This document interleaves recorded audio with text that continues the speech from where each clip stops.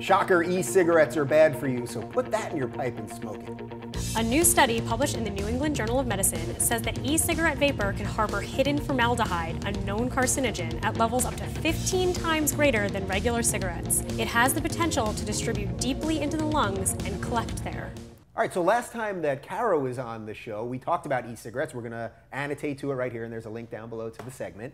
And you were talking about some of the health problems related to e-cigarettes, and people were going bananas on you in the comments, mostly e-cig smokers, saying that there are no health problems, but wow, more science just a couple months later. Yeah, I mean, granted, I don't want to say that I didn't maybe speak a little out of turn, because I think the quote was something like, they are just as bad for you as regular cigarettes, which the truth is the jury's still out. I was speaking more in the context of they're just as addictive as regular cigarettes. They're just as bad for you when it comes to your, nicotine habit as regular cigarettes. But yes, it seems like every time a new study comes out about e-cigarettes, it just reinforces the fact that, guys, this is not a panacea. There's just no way to smoke in a healthy way. Yeah, we wish there were, ridiculous. but it's not going to happen. Which is why you should be having edibles when it comes to weed. Right? Exactly. It you is want a better good Rice for you. Krispie treat. Yeah, that's true. It's so funny that people just want to feel good about this horrible habit that they have. It's like if I just slap some quinoa on this Baconator, my arteries won't clog as fast, or it won't feel as bad to me, because I can tell people, I ate quinoa today. I don't leave out the other part. But I mean, you're smoking at the end of the day. You're smoking tobacco, and now you got formaldehyde. That must make you feel great. Yeah, in way higher doses, by Right, the way. 15 times. Yeah, exactly. Yeah. Why do you think people are so defensive about this? Because I really did think it was interesting in the comments on that video that we did.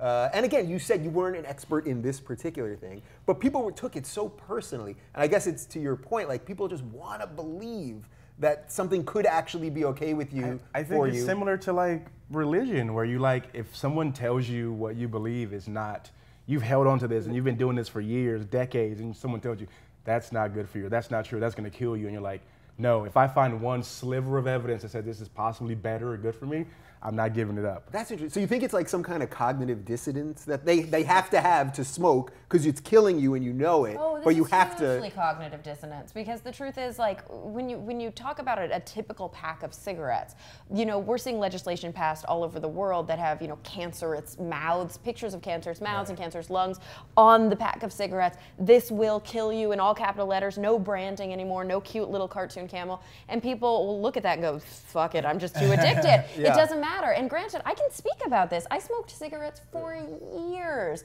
and it was very hard for me to quit. But the last thing I would want to do after I quit smoking cigarettes is to pick up an e-cigarette and start the habit all over again. That sounds so scary to me. Granted, I think another thing is people are defensive because some people actually do use e-cigarettes to quit smoking. And one thing I didn't like about the article is that it basically just blew that, it was like, that it's never gonna work, it's not good for you, because it assumed that the people who are using it as a smoking cessation tool are smoking e-cigarettes that have the same quantity of tobacco as a regular nicotine cigarette. Right. But back when I quit smoking, this was before you vaped. Are you old enough to say back when I? I am. It was quite a while ago now. This was before vaping. It was before these douchey looking cigarettes that everybody was smoking now. And before you would drive down the street and it was like vape store, vape store. I had to order it online from this website that looked like it was made by an 8-year-old. And they looked like cigarettes, and the white part was a battery, and the little brown part, like the filter,